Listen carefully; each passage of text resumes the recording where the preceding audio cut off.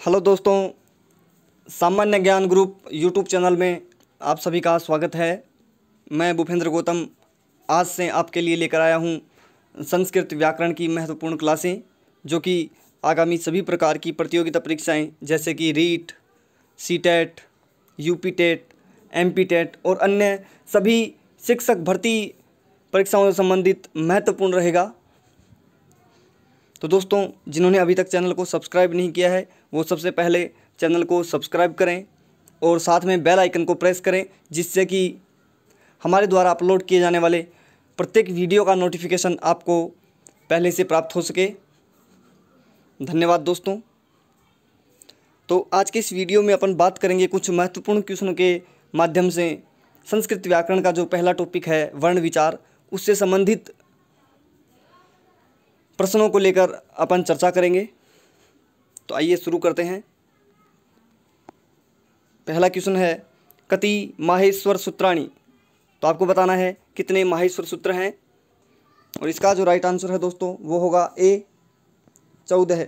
जी हाँ दोस्तों, संस्कृत व्याकरण में माहेश्वर सूत्रों की संख्या जो मानी गई है वो 14 है। दोस्तों, एक बार महर्षि पाणिनि भगवान शंकर की आराधना कर रहे थे, तो भगवान शंकर ने उनकी भक्ति से प्रसन्न होकर 14 बार अपने डमरू को बजाया, और जब उन्होंने डमरू बजाया तो 14 प्रकार के विभिन्न वर्णों की उत्पत्ति, स्वर ध्वनि की उत्पत्ति हुई। उन ध्वनियों को संग्रहित करके महर्षि पाणिनि ने 14 सूत्रों का निर्माण किया, जिनको माहेश्वर सूत्र कहा जाता है। अर्थात महेश्वर से जो प्राप्त है वो माहेश्वर सूत्र। माहेश्वर सूत्रों को अपन बात करें तो संस्कृत व्याकरण का आधार कहा जाता है। देखते हैं माहेश्वर सूत्रों के बारे में और चर्चा करते हैं अपन। ये इस प्रकार से 14 माहेश्वर सूत्र संस्कृत व्याकरण में माने गए हैं। ए ई उण, री लिरिक, ए ओंग, आई औच, हयवरट, लण, यम गणनम, झबय, घड़दस, जब गड़दस, खप चटथ चटतौ, कपय, ससर और हल। इस प्रकार से ये 14 माहेश्वर सूत्र हैं। दोस्तों, माहेश्वर सूत्रों की अपन बात करें तो इनमें शुरू के जो 4 माहेश्वर सूत्र हैं वो स्वरों से संबंधित हैं, जबकि अन्य 10 जो माहेश्वर सूत्र है 5 से लेकर 14 तक वो व्यंजन वर्णों से संबंधित हैं। इन माहेश्वर सूत्रों में जो अंतिम वर्ण है उसकी इत संज्ञा हो जाती है। इत संज्ञा हो जाती है, और इत संज्ञा से आस्य है लोप हो जाना। अर्थात जिस वर्ण की इत संज्ञा हो जाती है उस वर्ण का लोप हो जाता है। माहेश्वर सूत्रों का जो उपयोग है संस्कृत व्याकरण में वो विभिन्न प्रकार के प्रत्याहारों का निर्माण करना है। तो अपन देखेंगे अभी किस तरह से प्रत्याहारों का निर्माण किया जाता है।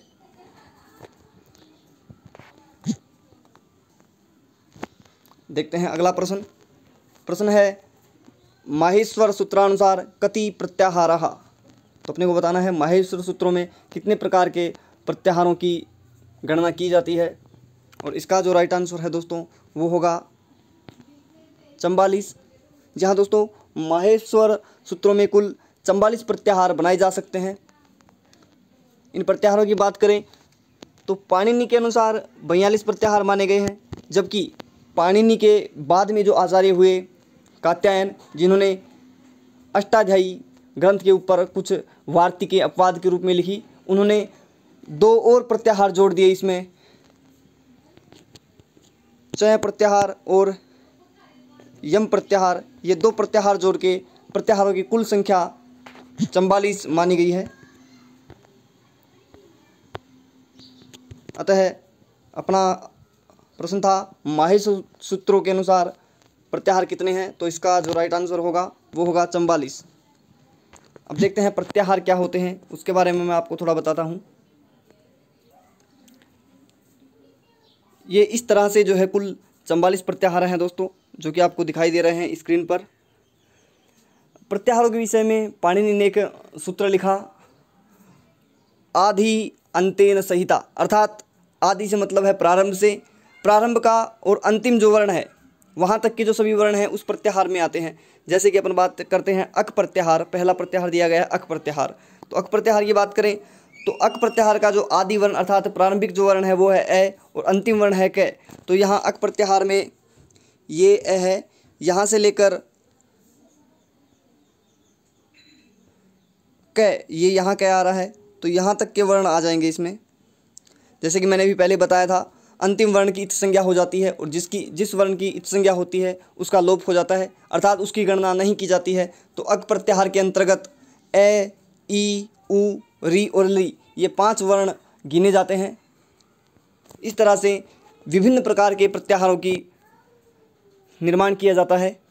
ये प्रत्याहार संधि समास आदि में उपयोग में लिए जाते हैं, जो कि बहुत ही महत्वपूर्ण है। इस तरह से ये कुल 44 प्रत्याहार हैं। अब प्रत्याहारों की बात करें अपन तो 44 प्रत्याहार बताए गए हैं। जैसे एक और एग्जाम्पल मैं आपको दे देता हूँ, अच प्रत्याहार। अच प्रत्याहार की बात करें अपन तो प्रारंभिक वर्ण ए और अंतिम वर्ण च है, तो च ये यहाँ पे आ रहा है चौथे सूत्र में। तो अच प्रत्याहार के अंतर्गत ए, ई, उ, री, ली, ए, ओ, आई और औच ये 9 वर्ण अच प्रत्याहार के अंतर्गत आते हैं। अर्थात अच प्रत्याहार में सभी स्वरों की गणना की गई है। अगला प्रत्याहार जो है, एक प्रत्याहार है हल प्रत्याहार। तो हल प्रत्याहार की अपन बात करें तो यहाँ 5वें सूत्र में है वर्ण है और अंतिम सूत्र जो है लय, इसमें लय दिया गया है। तो 5वें सूत्र से लेकर 14वां जो सूत्र है वहाँ तक के सभी वर्ण हल प्रत्याहार के अंतर्गत आते हैं, जिनको व्यंजन वर्ण कहा जाता है। तो सामान्य बात, संस्कृत में स्वर को अच कहा जाता है और व्यंजन वर्णों को हल वर्ण कहा जाता है। संस्कृत व्याकरण में स्वरों के लिए अच काम में लिया जाता है, जबकि व्यंजन वर्णों के लिए हल शब्द काम में लिया जाता है। इस तरह से आगे आप भी निर्माण कर सकते हैं। ये कुल 44 प्रत्याहार हैं। देखते हैं अगला क्वेश्चन। माहेश्वर सूत्रानुसार कति स्वराः, अर्थात माहेश्वर सूत्रों के अनुसार कितने स्वर होते हैं। तो आपको बताना है माहेश्वर सूत्रों के अनुसार कितने स्वर वर्ण होते हैं, और इसका जो राइट आंसर है दोस्तों वो है 9। जी हाँ दोस्तों, माहेश्वर सूत्रों के अनुसार 9 स्वर होते हैं संस्कृत व्याकरण में। जैसे कि मैंने बताया था, अच प्रत्याहार के अंतर्गत आने वाले सभी वर्ण स्वर वर्ण कहलाते हैं, और अच प्रत्याहार में कुल 9 वर्णों की गणना की गई है, और वो वर्ण हैं ए, ई, उ, री, ली, ए, ओ, आई और औ। इस प्रकार से ये 9 स्वर माहेश्वर सूत्रों के अनुसार बताए गए हैं। अब आगे अपन बात करें संस्कृत व्याकरण में स्वरों की कुल संख्या के बारे में। तो संस्कृत व्याकरण के अनुसार जो स्वरों की संख्या है वो है 13, क्योंकि महर्षि पाणिनि ने ए, ई, उ, री इन चारों के दीर्घ वर्णों की भी बात की है। ए का दीर्घ वर्ण जैसे आ होता है, ई का ई होता है, उ का उ, और री का दीर्घ बड़ी री होता है। इस तरह से दीर्घ वर्णों को मिलाकर संस्कृत वर्णमाला में स्वरों की कुल संख्या 13 हो जाती है। जबकि आपसे पूछा जाए माहेश्वर सूत्रों के अनुसार स्वरों की संख्या, तो वो 9 है। और मूल रूप से संस्कृत व्याकरण में स्वरों की संख्या की बात करें तो वो भी 9 है, लेकिन व्यवहारिक तौर पर स्वरों की संख्या की बात करें तो 13 हो जाते हैं दीर्घ रूप को स्वीकार करते हुए। एक अन्य ग्रंथ है पाणिनीय शिक्षा। पाणिनीय शिक्षा के अनुसार अपन बात करें तो स्वरों की कुल संख्या बताई गई है 21 या 22, जो कि इसके दीर्घ, ह्रस्व और प्लुत भेदों को जोड़कर कुल 21 या 22 स्वर हो जाते हैं, जिनके बारे में अगली क्लास में अपन विस्तृत रूप से चर्चा करेंगे। आज इस वीडियो में अपन सामान्य जानकारी मैं आपको प्रदान करता हूँ। देखते हैं अगला क्वेश्चन। कति जिह्वा मूलीय वर्ण। तो आपको बताना है जिह्वा मूलीय वर्ण कितने हैं। तो जिह्वा मूलीय वर्णों की बात करें अपन दोस्तों, तो जिह्वा मूलीय वर्ण है 2। जी हाँ दोस्तों, जिह्वा मूलीय वर्ण 2 हैं। दोस्तों जिह्वा मूलीय वर्ण की बात करें तो इसको अर्धविसर्ग भी कहा जाता है, अर्धविसर्ग। और इनकी बात करें 2 की, तो क और ख, इन दोनों से पहले, क और ख इन दोनों से पहले यदि इस तरह का चिन्ह आता है तो ये जिह्वा मूलीय वर्ण कहलाते हैं, अर्थात इनकी गणना आधे विसर्ग के रूप में की जाती है। ये जो चिन्ह है वो अर्ध विसर्ग का है। तो ऐसा चिन्ह यदि क और ख से पहले आता है तो इसको अपन जिह्वा मूलीय कहेंगे। देखते हैं अगला क्वेश्चन। कति उपधमानीय वर्णाः। आपको बताना है उपधमानीय वर्ण है वो कितने हैं, और इसका राइट आंसर है दोस्तों वह 2। जी हाँ दोस्तों, जिह्वा मूलीय वर्ण भी 2 हैं और उपधमानीय वर्ण भी 2 हैं। जैसा कि मैंने बताया था, क और ख इन दोनों से पूर्व यदि अर्ध विसर्ग का चिन्ह आता है तो ये जिह्वा मूलीय कहलाते हैं, जबकि प और ख इनसे पहले अर्ध विसर्ग का चिन्ह आता है तो ये उपधमानीय वर्ण कहलाते हैं। तो क्लियर है, जिह्वा मूलीय वर्ण 2 होते हैं। क और ख से पूर्व में यदि अर्ध विसर्ग आता है तो उसको जिह्वा मूलीय कहा जाता है, जबकि प या फ से पूर्व में अर्ध विसर्ग का चिन्ह आता है तो उसको उपधमानीय कहा जाता है। देखते हैं अगला क्वेश्चन। अंतस्थ वर्णेषु नास्ति। तो आपको बताना है अंतस्थ वर्णेषु,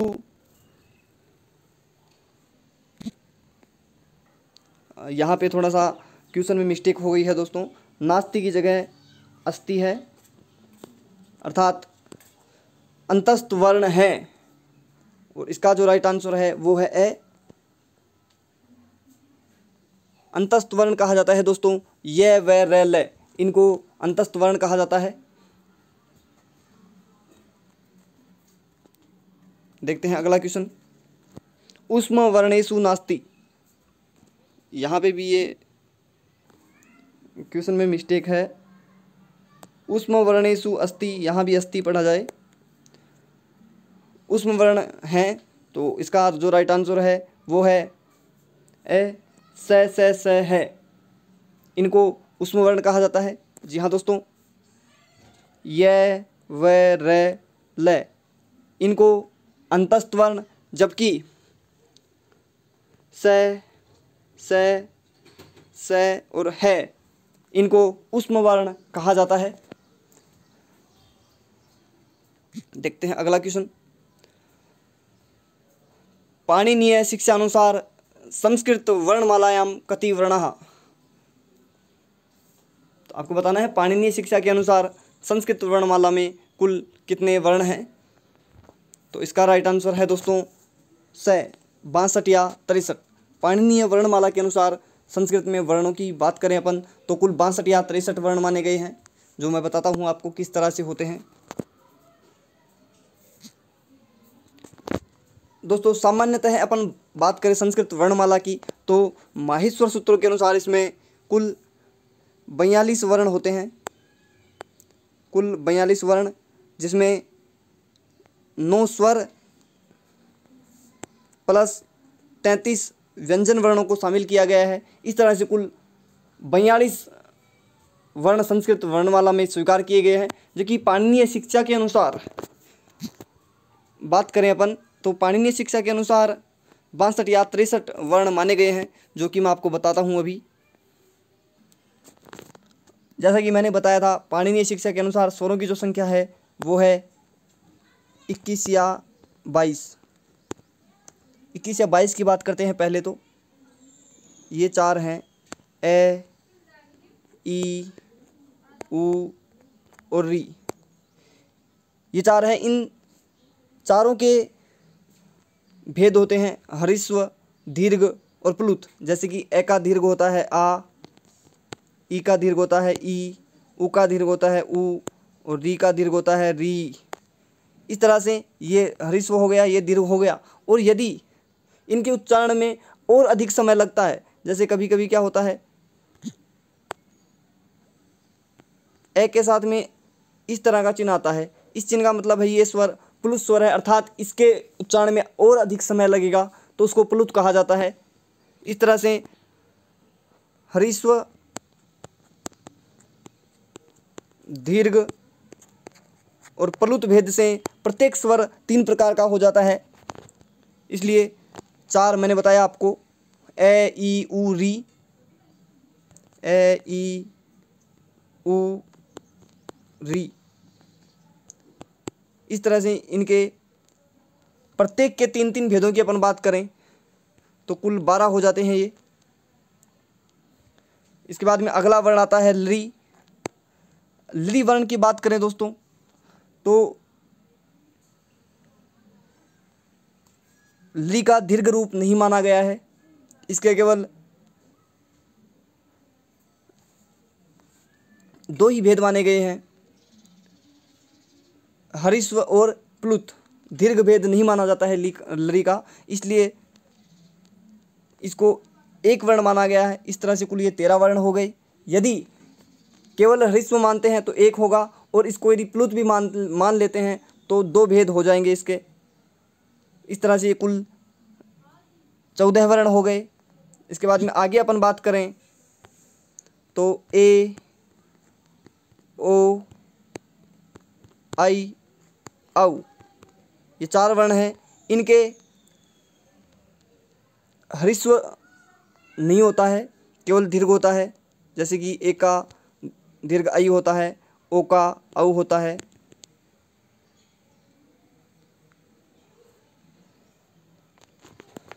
तो कुल मिला के इनके 8 भेद हो जाते हैं।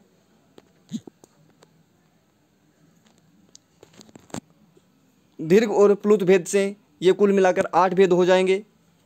ए, ओ, आई, औ, इनको प्लुत भी माना जाएगा, 4 प्लुत के भेद हो जाएंगे तो 8 हो जाएंगे ये। और 14 के बाद पहले हो चुके हैं, जैसे कि 12 + 1 या 2 + 8। इस तरह से कुल स्वरों की बात करें तो पाणिनीय शिक्षा के अनुसार 21 या 22 स्वर माने गए हैं। आगे अपन बात करें व्यंजन वर्णों की, तो व्यंजन वर्णों की अपन बात करें तो व्यंजन वर्णों में कैसे लेकर मैं तक के जो वर्ण हैं उनको स्पर्श वर्ण कहा जाता है, और इनकी कुल संख्या है 25। स्पर्श वर्णों की संख्या की बात करें तो इनकी कुल संख्या है 25। इसके बाद में 4 ऊष्म वर्ण, जो कि मैंने पहले बताए हैं, ऊष्म वर्ण स, है, ये ऊष्म वर्ण होते हैं। 4 अंतस्थ वर्ण, 4 अंतस्थ वर्ण।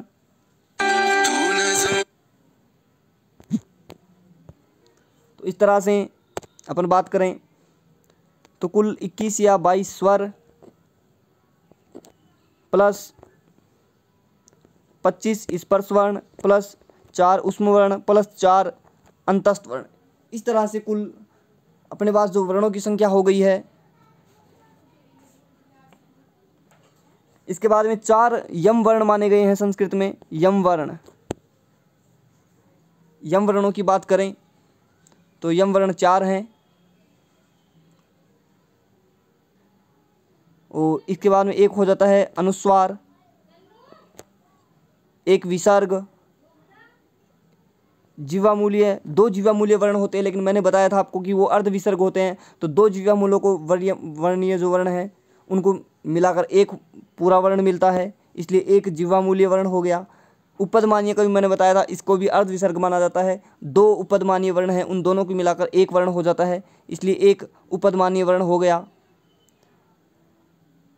और इसके अलावा अपन बात करें तो दुह स्पृष्ट वर्ण एक शामिल किया गया है संस्कृत वर्णमाला में पाणिनीय शिक्षा के अनुसार एक, और उसको कहा जाता है लय। लय वर्ण उसको कहा जाता है। कुछ इस तरह से इसको मनाया जाता है। ये दुस्पृष्ट वर्ण है। इस तरह से कुल 62 या 63 वर्ण पाणिनीय शिक्षा के अनुसार संस्कृत वर्णमाला में शामिल किए गए हैं। एक बार पुनः इनके बारे में बता देता हूँ मैं आपको। दोस्तों 21 या 22 स्वर माने गए हैं, 25 स्पर्श वर्ण, 4 ऊष्म वर्ण, 4 अंतस्थ वर्ण, 4 यम वर्ण, 1 अनुस्वार, 1 विसर्ग।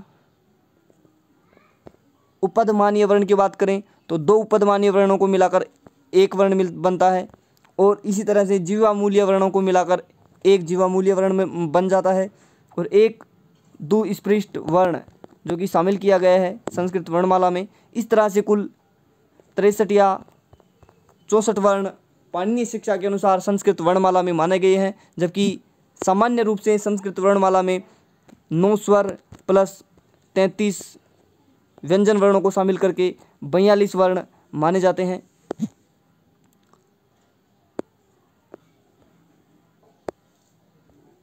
तो दोस्तों आज के इस वीडियो में इतना ही। आगे की चर्चा अपन करेंगे कल। वीडियो आपको कैसा लगा कमेंट करके अवश्य बताएं। यदि किसी प्रकार के सुधार की आवश्यकता है तो उसके लिए अवगत करवाएं, जिससे कि अगले वीडियो में आपको और बेटर तरीके से समझाया जा सके। धन्यवाद दोस्तों। वीडियो पसंद आया हो तो इसे लाइक करें, कमेंट करें और अधिक से अधिक अपने दोस्तों के साथ शेयर करें। धन्यवाद। आपका दिन शुभ हो।